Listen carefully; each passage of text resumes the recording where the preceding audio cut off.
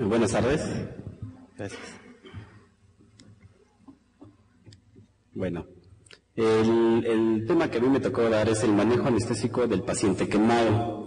Realmente es un tema muy largo, para resumirlo en 30 minutos, pero bueno, realmente vamos a dar los puntos más importantes del manejo en el transanestésico del paciente quemado. Entonces vamos a empezar con la epidemiología. Hasta antes del último reporte del INEGI, aparecía que en México, de 100 millones de habitantes, el 3.7% ha sufrido algún tipo de quemadura. Esto es que el 3 millones de esta población total.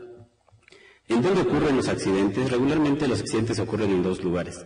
El 67% son en el hogar, mientras que el 33% son en la vía pública o en la industria, lejos de lo que se pudiera pensar que ocurre más en el trabajo. No es así, ocurre más en el hogar. La relación con edad y sexo es más en hombres, en un 68%, en edad productiva, y un 32% en mujeres, en edad productiva también.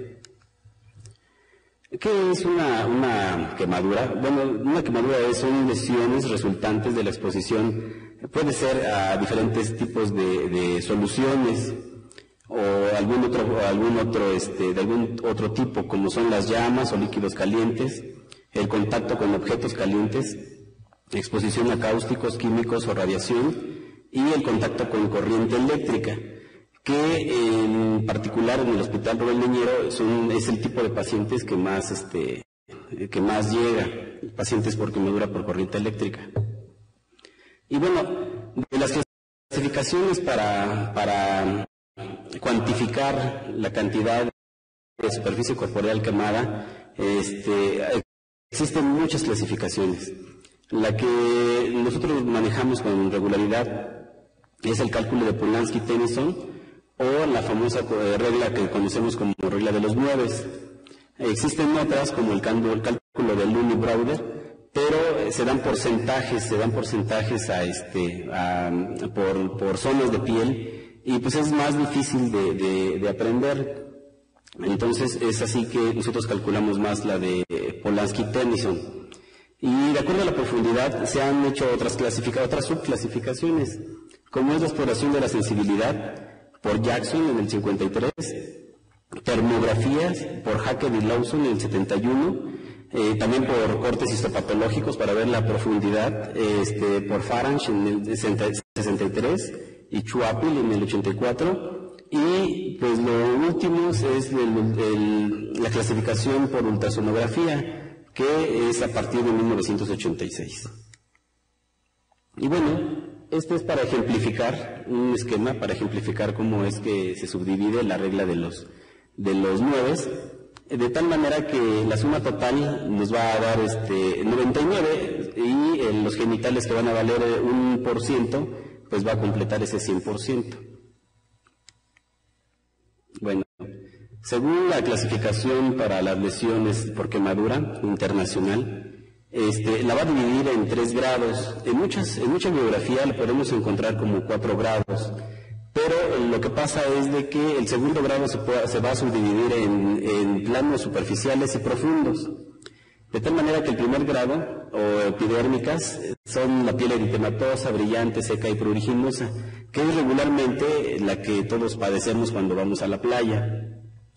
La de segundo grado superficial, que son de espesor parcial superficial, es la epidermis hasta la dermis, y bueno, va a presentar en esta zona flictemas o ampollas con trasudado plasmático, y son muy dolorosas. En el segundo grado, que son profundas, el de espesor parcial profundo, va a afectar dermis reticular, y en estas zonas se va a ver que ya hay zonas de hipoalgesia. ¿Por qué? Porque las terminaciones nerviosas ya pasó a un plano profundo, y las zonas de las raíces nerviosas han quedado desvitalizadas. Lejos de pensar que se está causando una hiperalgesia, al contrario, esas zonas que ya se consideran muertas, entonces ya no existe dolor. Va a existir repitalización en este tipo de zonas, y se van a encontrar cicatrices hipertróficas regularmente. Y las de tercer grado, que en mucha bibliografía lo encontramos como de cuarto, que son las de espesor total, vamos a ver que involucran todo tipo de espesor, incluyendo tendones, hueso, ¿sí? Y vamos a encontrar que la coloración va a ser amarilla, marrón o negra. En este caso puse 3 ejemplos para que viéramos, en el caso de la paciente que se encuentra en la parte superior. Ups, que no sé qué hice.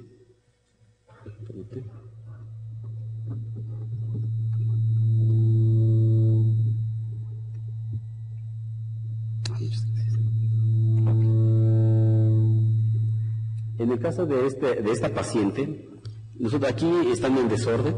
Podemos ver que este tipo de paciente, aparte de que tiene vía aérea quemada, ¿sí? Fue por fuego directo. Nosotros vemos que aquí ya perdió zonas de piel y se van a encontrar zonas de necrosis, están totalmente quemadas, negras. Se hicieron cortes para poder dar que sangren a propósito, para poder de alguna manera hacer que vuelva a reptilizar estas zonas, ¿sí? Y bueno, esta sería una tipo grado 2, profundos, de planos profundos. Mientras que en esta estamos observando que están quemados tendones, hicieron unas fasciotomías para poder liberar la cantidad esa fue por corriente eléctrica. Casi siempre, en el caso del paciente que se quema por corriente eléctrica, la vía de entrada va a ser las manos, casi siempre. Y bueno, la zona de salida puede ser cabeza, pies, genitales. En este caso, transcurrieron 8 horas después y este paciente pues ya presentaba edema importante de miembros superiores, por lo que se empezaron a realizar fasciotomías. Y como podemos apreciar, no solamente tejidos superficiales y profundos, sino ya está involucrado tendones y hueso. Y en este caso, el problema es de que fue de vía aérea, quemadura de vía aérea, está la quemadura en cara, pero es una clasificación tipo 2 y realmente solo aquí abarcó cara y manos. Bueno, hablando un poco de historia, el primer hospital que se creó como tal para la atención del paciente quemado fue en Inglaterra y se empezó a crear a partir de la Segunda Guerra Mundial. En México se crea en el año del 59 el Hospital General Dr. Rubén Leñero y se empieza a crear como tal un protocolo para atención de las quemaduras en los pacientes del Distrito Federal. Bueno, ¿qué hacemos con ese tipo de paciente? Realmente se le va a dar los cuidados que le damos a cualquier otro tipo de paciente que se va a someter a un procedimiento quirúrgico, pero aquí los vamos a caracterizar de 2 tipos. El paciente que llega de urgencia y que no puede ser premedicado de alguna forma y que suponemos que llega con estómago lleno, y el paciente que ya lleva algunos días en el área y entonces, bueno, vamos a procurar darle todo este tipo de atención. Vamos a ver que tenemos que administrar anticolinérgicos y estos van a ser principalmente útiles cuando, como anticialobogos.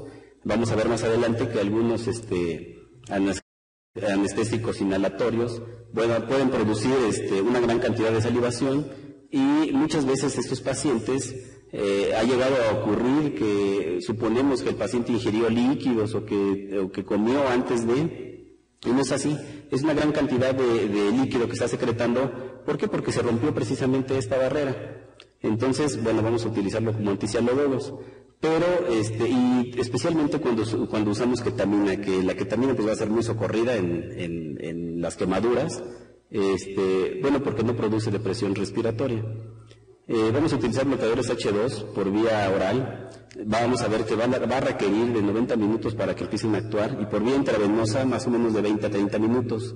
Entonces, yo hago hincapié siempre con esto en que si nosotros transfundimos, si nosotros pasamos esos medicamentos al paciente, cuando ya todo lo tenemos en sala, cuando yo sufrió todo el estrés de pasarlo de la cama, el dolor, etcétera, bueno, pues va a ser muy probable que empiecen a hacer el efecto que nosotros deseamos cuando el paciente pues ya lo tenemos en la mesa de quirófano. Vamos a usar algunos procinéticos, como el caso de la metoclopramida, y vamos a ver que también se requiere por vía oral de 30 a 60 minutos para que empiecen su actuación, y de 1 a 3 minutos por vía intravenosa, y va a facilitar el vaciamiento gástrico. Junto con dexametasona hay muchos protocolos en los cuales hemos visto que metoclopramida acompañada de dexametasona, aparte de que va a tener un efecto benéfico para la vía respiratoria, para la inflamación, en este tipo de pacientes, pues va a disminuir mucho el vómito posoperatorio que pueda tener por el uso de narcóticos u otro tipo de medicamentos, antiácidos por supuesto, y pueden usarse como premedicación narcóticos y ansiolíticos. Vamos a ver más adelante de qué tipo. Como uno de los pasos importantes va a ser la valoración de líquidos y la restitución de volumen en estos pacientes. En esos pacientes nunca se va a utilizar hasta por lo menos las primeras 24 horas coloides o sangre. ¿Por qué? Porque justamente está rota esta barrera. El endotelio, sabemos que está dañado el endotelio, y cuando nosotros aplicamos un coloide, lo que estamos haciendo es que jale agua del tercer espacio para meterlo en el espacio intravascular. Como está dañado el endotelio vascular, bueno, lejos de nosotros hidratar a este paciente, lo vamos a deshidratar. Por eso es de que se han creado numerosas tablas para poder administrar volúmenes a estos pacientes, y pues a la que más nosotros nos enfocamos es a Parkland, la fórmula de Parkland. Nosotros vamos a ver que la fórmula de Parkland vamos a calcular volúmenes para 24 horas, y la fórmula es muy simple, es 4 mililitros por porcentaje de superficie corporal quemada, solamente en segundo y tercer grado, no así en primer grado. Eso no se calcula. ¿Por qué? Porque son soluciones hiperosmóticas o hipertónicas, y también podemos deshidratar a un paciente con un estado de una quemadura de tipo 1. La mitad se va a administrar durante las primeras 8 horas y el resto durante las 16 horas posteriores.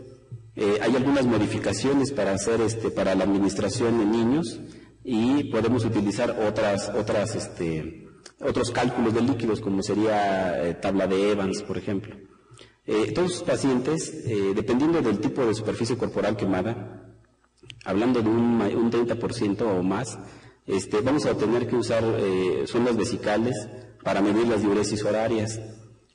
Por supuesto que esos pacientes hay que invadirlos, muchas veces están quemados en miembros superiores, y no podemos cuantificar toma de presiones arteriales por superficiales, entonces vamos a tener que poner presiones invasivas, catéteres centrales, etcétera. Y el cálculo de líquidos y la velocidad de infusión se van a basar en el tiempo transcurrido desde que se inició la quemadura hasta el momento que llega con nosotros. Se han hecho muchos ajustes en los hospitales para que en los servicios de urgencias el paciente que llega quemado se aplique de inmediato las fórmulas de Parkland, porque con anterioridad los pacientes se les pasaban restituciones de volúmenes muy grandes en la unidad de urgencias, o se administraban soluciones coloides, y les repito que cuando llegaban a nosotros en el estado hipermetabólico de la quemadura, bueno, pues esos pacientes fallecían en quirófano. Por eso es importante que se haga desde la unidad de urgencias hasta que pasa a quirófano. Otro de los puntos importantes van a ser el uso de benzodiazepinas. Como sabemos, las benzodiazepinas son ansiolíticos, tienen muchas cualidades realmente, y va a ser uno de sus medicamentos esenciales dentro del área de quirófano. Una vez que llegan a la sangre las benzodiazepinas, se van a unir a proteínas específicas del plasma, a la albúmina y a la alfa-1 glucoproteína. La glicoproteína sabemos que está, en especial en el paciente quemado, está aumentada por la propia quemadura, y entonces el medicamento puede ocurrir dos cosas: una, que dure más tiempo circulando en sangre, esto es antes, si el paciente no tiene daño renal, y si tuviese daño renal, aún mucho más va a durar el medicamento en sangre. La unión del diazepam con la albúmina oscila entre un 96 y un 97%, el midazolam aproximadamente el 97% y el lorazepam entre el 85 y el 93%. Lo que nosotros utilizamos es midazolam, nos ha dado muy buenos resultados. Los pacientes realmente entran en un estado de ansiolisis muy bueno. Muchas veces cuando tenemos pacientes que ya son crónicos y que tienen vía aérea difícil, podemos intubarlos incluso con otros medios como son la varita luminosa, etcétera, y el paciente está despierto. Nos ayuda mucho esto porque muchas de las quemaduras, como vimos anteriormente, son en cara, en cuello, y tenemos que ser muy cautelosos en ese tipo de pacientes para que no utilizar relajantes neuromusculares que sean de larga duración, y sabemos que en este tipo de pacientes la succinilcolina, bueno, pues va a tener sus indicaciones. El diazepam y el midazolam se metabolizan por oxidorreducción con metabolitos activos como el citocromo P450. Están en la fase 1 del quemado y con la consiguiente metabolización de la droga. Es lo que les decía anteriormente. Si el paciente presenta, aparte de daño renal, falla hepática, bueno, pues entonces hay que ser mucho más cautos en utilizar ese tipo de medicamentos. Sabemos que la mayoría de medicamentos entran a fase 1 o a fase 2 y entonces los procesos de óxido de reducción y de hidrólisis se van a detener. Estos medicamentos van a estar circulando mucho más tiempo y van a ser tóxicos para el paciente. Bueno, los citocromos P450. Fármacos como el diazepam y el clorodiazepóxido van a tener un efecto prolongado después de dosis repetidas o cuando el paciente lo estamos sometiendo a lavados continuos o está entrando periódicamente al quirófano. La vida media del diazepam lo vamos a ver que se va a convertir en el doble de lo habitual, aunque se ha observado que la duración del efecto es breve y las dosis repetidas provocan saturación tisular. El lorazepam no utiliza estas vías, esa es una de las grandes desventajas, pero bueno, al menos en nuestro medio es muy difícil que consigamos lorazepam, y lo que más tenemos a la mano pues es diazepam y midazolam. Se dice que el midazolam apresura la recuperación neurológica del paciente porque le da cierta protección al cerebro. Hablando de relajantes neuromusculares, las quemaduras vamos a observar que producen desnervación del tejido y provocando que se desarrollen receptores de acetilcolina. Como todos sabemos, la acetilcolina se va a almacenar en vesículas llamadas cuantos y en condiciones fisiológicas normales se llegan a liberar hasta 10.000 en cada movimiento, de 10.000 a 100.000. Entonces, cuando se desnerva el paciente por quemadura, se van a producir más receptores para acetilcolina. Esto va a causar que cuando nosotros administremos succinilcolina, pues vamos a tener una liberación muy grande de potasio, de hasta 1.5 miliequivalentes, dando un número exagerado de receptores de acetilcolina y que son despolarizados con hiperpotasemia resultante. Bueno, la administración de pequeñas dosis de fármacos no despolarizantes no evita de manera confiable la reacción hiperpotasémica exagerada. Esto es, aún con medicamentos no despolarizantes se ha observado que sí aumentan los niveles séricos de potasio, pero en menor cantidad. Clínicamente el potasio se va a incrementar en el primer minuto, alcanzando un máximo a los 5 minutos y su declinación va a continuar hacia los 10 a 15 minutos. La elevación del potasio en miliequivalentes por litro va a ser de esta manera. De la primera a la cuarta semana vamos a ver 1.5 a 3 miliequivalentes de aumento. Del 1 a los 3 meses, 4 a 6 miliequivalentes. De los 3 a los 6 meses, 3 miliequivalentes. Y de los 6 a los 12 meses, 2 miliequivalentes. Mucha bibliografía ha reportado que hasta los 2 años todavía se siguen encontrando elevaciones del potasio sérico hasta por arriba de 2 miliequivalentes. Por eso es de que hay que ser muy cautelosos con el uso de succinilcolina. Se puede utilizar quizás, digo quizás porque nosotros realmente no lo hacemos, nosotros utilizamos en grandes cantidades becuronio y atracurio y somos reservados con el uso de succinilcolina por las alteraciones cardiovasculares que pudiera traer. La hipersensibilidad a la succinilcolina va a iniciar a las 48 horas después de la inervación, pero el periodo más crítico es a partir del 8º día, persistiendo hasta por 2 años. La reacción a agentes no despolarizantes es de hiposensibilidad o resistencia, lo cual se va a observar en pacientes con más del 40% de superficie corporal quemada total, en los que los requerimientos pueden incrementarse 2 a 5 veces. Esto es, en los pacientes que regularmente nosotros metemos a quirófano, muchas veces decimos que ya realizó inducción enzimática. Lo que está ocurriendo es de que efectivamente se está sensibilizando el receptor a estos medicamentos no despolarizantes y entonces tenemos que incrementar las dosis para poder alcanzar el mismo efecto. El atracurio sabemos que se va a metabolizar por efecto de Hoffman y por esterasas plasmáticas, y hasta el momento pues no existe evidencia de alteraciones de estas vías de biotransformación en el paciente quemado. Entonces, bueno, pues es uno de los fármacos que nosotros utilizamos mucho y nos ha dado muy buenos resultados. El becuronio no tiene ningún efecto sobre ganglios autónomos, no actúa sobre ningún receptor cardíaco muscarínico y no presenta acción sobre la liberación de histamina, a diferencia del atracurio, que bueno, pues iba a presentar liberación de histamina. Una pequeña fracción se va a excretar sin cambios por la orina, no dependiendo de la función renal, y puesto que el 50% más se excreta por la bilis sin alteraciones, hay que verificar que los pacientes pues no tengan daño hepático. Una parte del becuronio también se va a descomponer en el plasma y sus metabolitos inactivos se van a excretar por riñón y por hígado. Realmente no son tan importantes como para que el paciente se recurarice, ni mucho menos. Al igual que el atracurio es muy susceptible a hidrólisis plasmática alcalina. Y durante la primera semana no hay resistencia a los relajantes musculares no despolarizantes, pero va a aumentar progresivamente, como ya lo vimos anteriormente, existiendo resistencia máxima entre la semana 5 a la 8ª.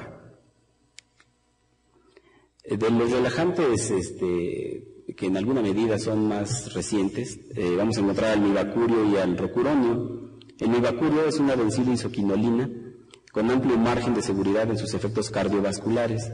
Tiene tres veces más potente que el atracurio y ligeramente más que el becuronio, a dosis de 100 microgramos por kilogramo de peso.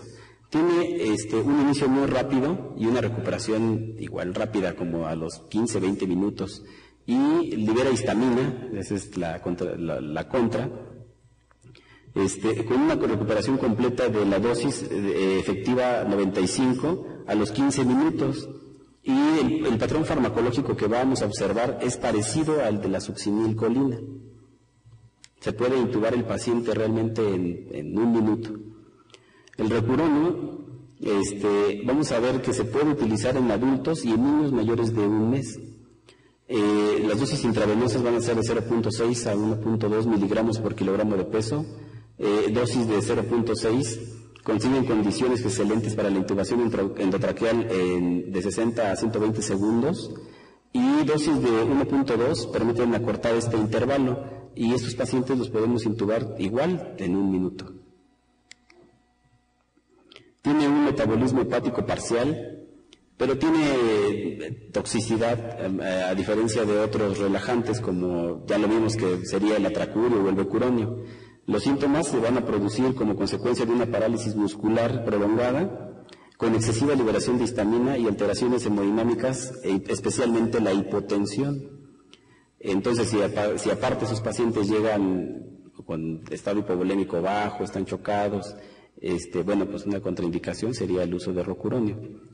Dentro de los efectos secundarios, vamos a ver que los cardiovasculares van a ser que van a dar hipotensión con hipertensión arterial subsecuente, taquicardia y arritmias.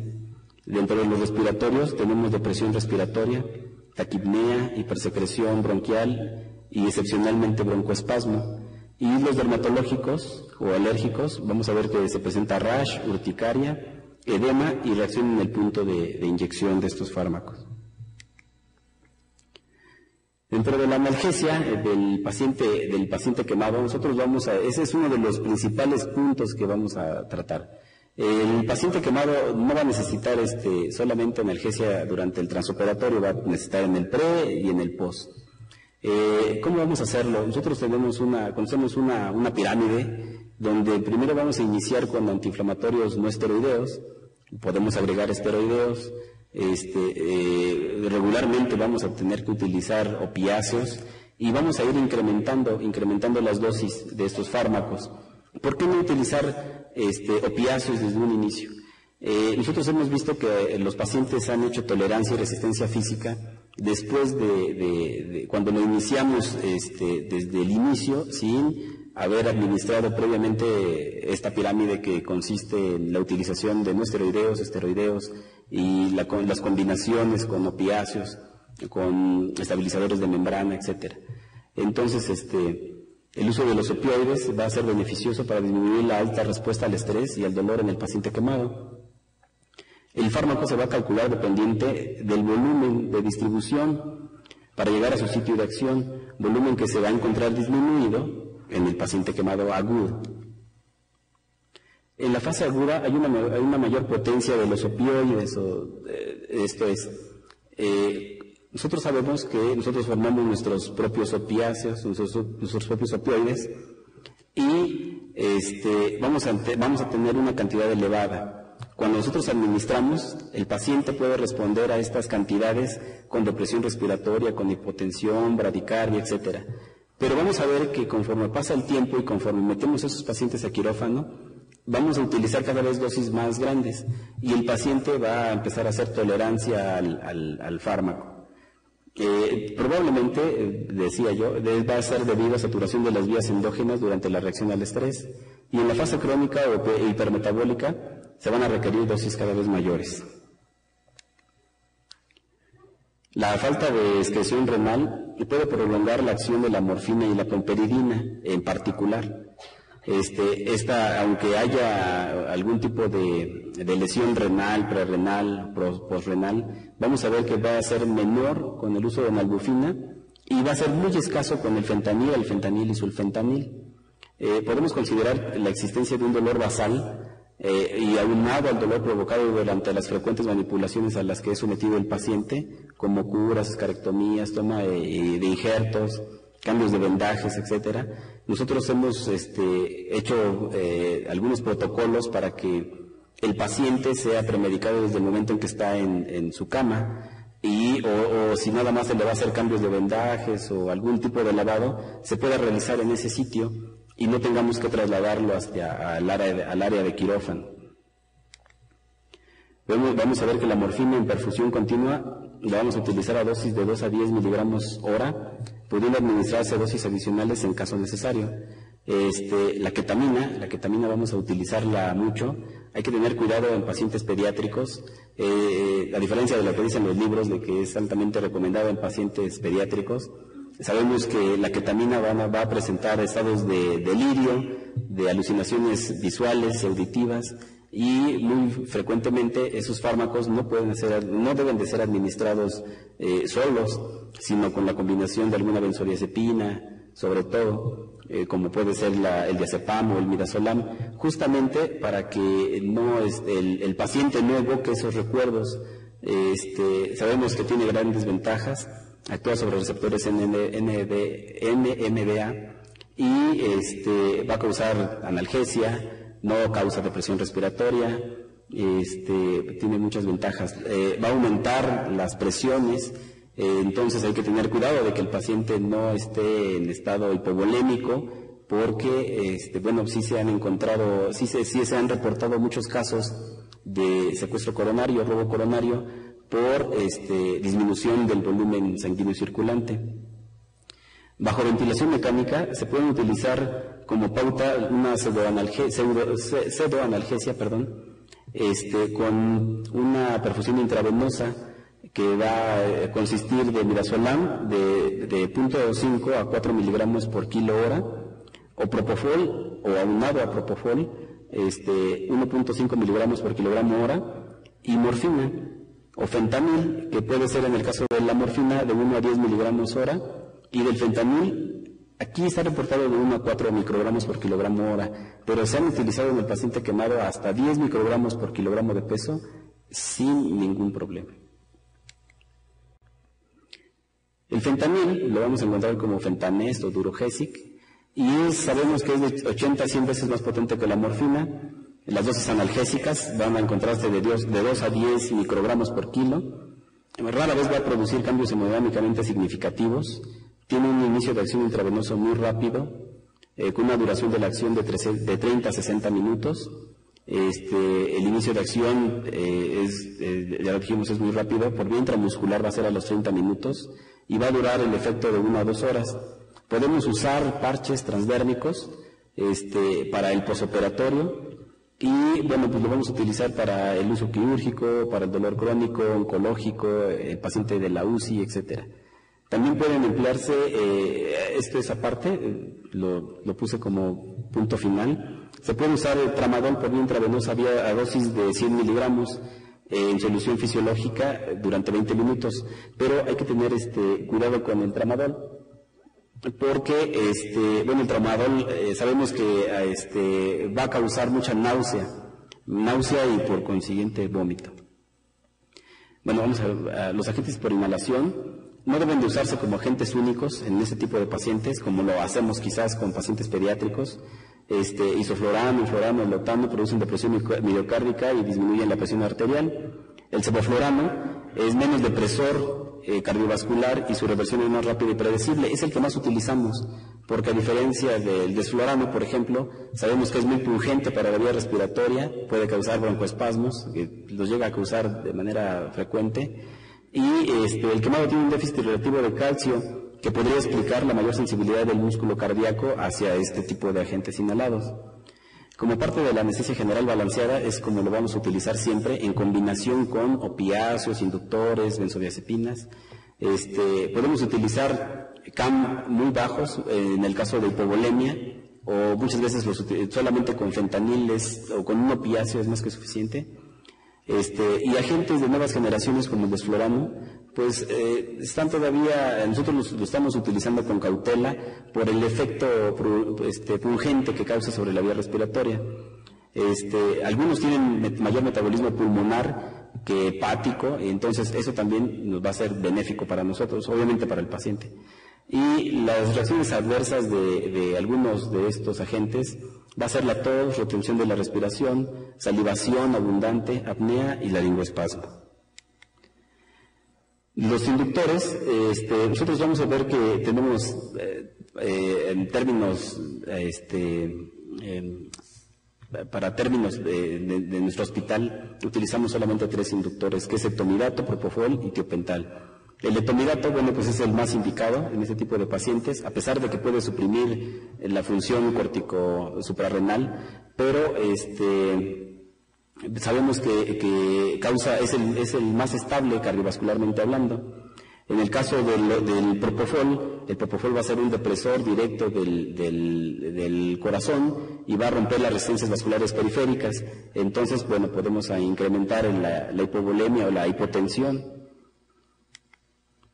Y el tiopental en pacientes con quemaduras leves sin alteraciones cardiovasculares puede emplearse sin problemas, aparte de que tenemos un efecto benéfico que es el famoso síndrome de Robin Hood, que es el de que deriva sangre, en el caso hablando del sistema nervioso central, de zonas que el paciente muchas veces pudo haber caído y tener no solamente la quemadura por sí sola aparece como tal, sino puede venir con fracturas de cráneo, fracturas de huesos largos, etcétera. Y en el caso propio del sistema nervioso central, sabemos que va a derivar sangre de zonas que no se están utilizando hacia zonas que en ese momento lo requieren. Y bueno, pues resumido, eso sería todo. Muchas gracias.